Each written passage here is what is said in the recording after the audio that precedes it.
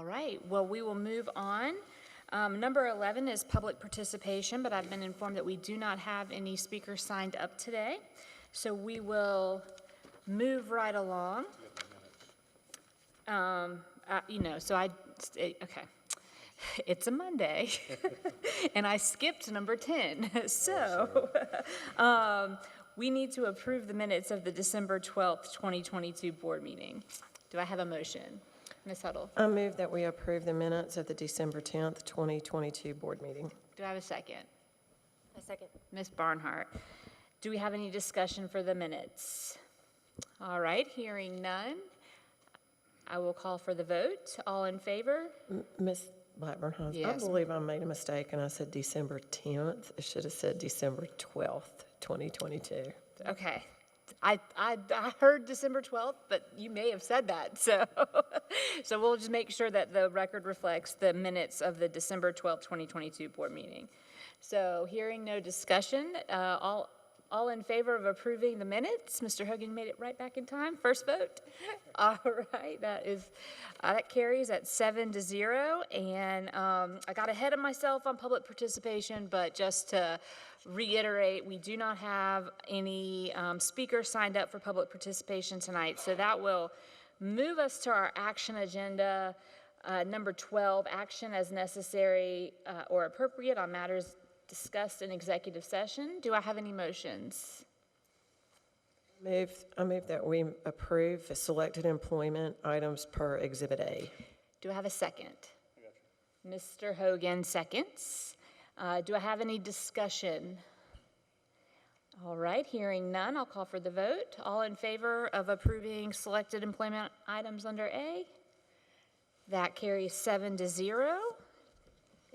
All right, do I have anything else? Hearing none, that will move us on to number 13, approval of a solicitation for a 5-year master's facility plan under Exhibit D. And for this, I will turn it over to Dr. Ross. Thank you, Madam Chair. Members of the board, I want to ask our Chief of Operations, Mr. Dave Wiseman, to go to the podium to assist with any questions and clarifications that I might miss as we talk about our 5-year master facilities plan. Our state law 59-1919 does provide that we are to provide comfortable and paying due regard to schoolhouses already built, but to provide suitable schoolhouses in the district and make them comfortable and to meet and promote the best educational interests of the district. We also have board policy FB facilities planning that outlines how the superintendent with full participation of professional staff will carry out this goal for facilities. It also states that we can ask for assistance through a vendor to help us with this, to develop this consolidated 5-year master facilities plan. So as a result, tonight we come making the case that we have a approval for RFQ, request for qualifications, for a vendor to assist us with this. Just knowing that this doesn't begin tonight, this work has started as early as back in 2019 with a district-wide facilities need assessment by MBCon. It had 3 goals: assessing the conditions and maintenance needs, offering options for school operations, and providing strategies for future uses. What's important of the 24 buildings that were analyzed, 4 were in excellent condition, 10 were in good condition, 6 were in fair, and 4 were in poor. As you can see where they are dispersed throughout the district, when we talk about the eastern end, you see where our poor and fair rated facilities concentrate. The board took action to address Irmo High School, which is rated poor, and we will bring at subsequent meetings update on the actions at Irmo High School. What we would need assistance for in creating this 5-year master facilities plan is to look at our goals and priorities. We would include within our deliberations with this vendor, community analysis. We see a lot of changes with the roads. We see, seems like everywhere you're driving here, you see trees falling and developments coming up. And so we would just want to see what's going on in our community. Facility needs assessment, taking another look. That was 2019. Are there any new issues that we see coming up? Enrollment projections. Where are people moving? How is that shaping? We used to talk about a shifting of Chapin, but if you look at enrollment in Irmo, it's not that is declining. So we want to see where these projections lead out. In our instructional plan review, we have a legal and a policy obligation to make the best instructional decisions, looking at our instructional plans, the size of schools, and the programmatic needs of our schools, to include gifted and talented programs as outlined in our strategic plan. Those 4 components will help us with our master facilities plan. I would like to say, if I look at what we have done last year, this was prior to the vote regarding a bond referendum, we had talked about different options that we could do. We do have a lot of research in that. I know that Crossroads Intermediate was one of the concerns about how we take in 10 communities in one and back out to 2 different communities. We came up with some other options. So we have a starting point to go with, but with this vendor, we can get another eye, another viewpoint to direct us as we report back to the board what our findings are. So I would like to say that we have some decisions that we need to make, and I put this kind of 3-year view here. In the spring or winter of 2023, we would like to put out this master facilities plan solicitation. And the reason is, in fall of 2024, we believe that Chapin High School will exceed its building capacity. 1,700 is the capacity of Chapin High School. Looking at our 45-day report of this year, we believe that we will exceed that. The question then is, what do we do at that point?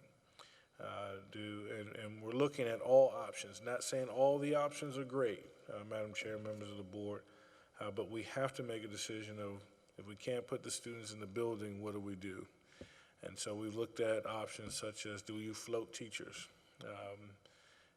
and not give every teacher a classroom? And I think, in a teacher shortage, that would really be hard to maintain teachers there.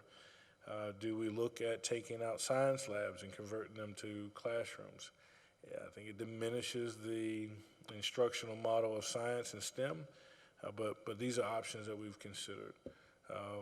Portable classrooms is certainly an option, and we talked about the lead time on getting that in would be, what did you say, Mr. Wiseman? Almost 18 months, sir. So 18 months. So I would have to almost be ordering those now in order to make the fall of 2024. We've looked at, I think something that can maybe buy us some time is looking at the legalities of expanding the Spring Hill model. It still puts pressure on the capacity at Spring Hill, but what would help us for maybe a 2-year carryover, a deferral of the problem. So we put this view to say that we have a coming issue that needs to be addressed, and a 5-year master plan will not only help us with this, but help us with any subsequent issue that's coming down the line. We have placed in this outline 2 important dates. One is a bond resolution that we have for annual maintenance of $15 million. And then if we look at the 5-year plan and it needs a referendum question, that decision has to be made by August 15th. So we have to make a decision. We have a pending issue with Chapin High School. I was excited that it wasn't fall 23 that we had to make this decision, but knowing that I have 18 months in order to get temporary classrooms, we're still at that point. So we would ask tonight if we can begin this process with starting the solicitation. If approved to move forward, it does not bind the board to any actions, but it does allow us to put this out for bid. So I'm going to pause here and then turn it over to Mr. Wiseman or Ms. Paul, our CFO, if there's any questions or things that I've omitted. So, Mr. Sir, Wiseman? I think you provided a ton of information in regards to this situation. We just ask that you consider the option that gives us a chance to look at what we need to do 5 years down the road. More importantly, that 5-year plan is going to be the basis of our 10-year plan. And that goes a long way in regards to budgeting for capital projects for the next 10 years. So this data that we looked at, I went back as far as the last several facility studies. So we got a lot of catching up to do at this particular point in time, and we hope that you consider this favorably so that we can move forward with our plans. Ms. Paul? Thank you, Dr. Ross. The only thing that I would add is if we are approved to move forward with the solicitation, that process can get started as early as this week, and then we would wait the 15-day period to get the responses back, and we would establish a review committee at that time to evaluate the responses that we get back. With the RFQ process, it does not provide for pricing, so it's just qualifications based on the firm. So we have done some research on what that pricing may look like. And so with that, you know, we've looked at some that have been done in the past. There hasn't been any in the state of South Carolina in the most recent year, but as of 2019, that cost was around $100,000. So we are expecting that this could be upwards of $125,000 to $150,000 to get an architecture and engineering firm on board.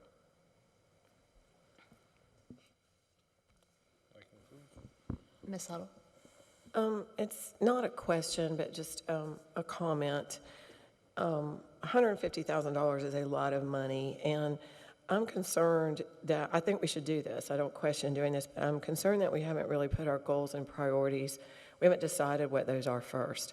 And without those, you're hiring an architect, and there are literally thousands of iterations and possibilities, and they don't know what our goals and priorities are. It's kind of like hiring an architect to build a house, and you haven't told them how many bedrooms you want, how many bathrooms you want. You know, do we want a charter high school or not? Do we want neighborhood schools? What do we want to do? What do we want our intermediate and middle school structure to be like? Because it's not consistent throughout the district. So I would just make the case that I think we should wait, not long, but wait and have a meeting or even a workshop to get our goals and priorities straight first and agreed upon, so that the $150,000 is truly spent on a limited number of options that do work with our goals and priorities. I have a question about that. I agree with you. My question regarding the RFQ and not knowing what our goals and priorities are, do we need to have all of that done before we issue the RFQ, where that would postpone the solicitation process for what Dr. Ross is asking tonight? Or is that something that we can be working on with the RFQ put out there?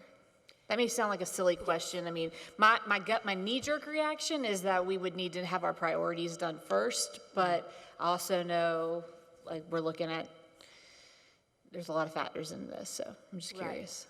So I do think based on timing, you know, we are, you know, trying to move a little bit quicker, just based on the timing. But at the same time, we're just asking for qualifications at this time. So Dr. Ross showed in an earlier slide the four things that we would need this architectural or engineering firm to provide us. So in that, we're evaluating just their qualifications, not necessarily what we need. It's just their qualifications. Then we go to them once we pick them based on the qualifications that we deem best fit for our district.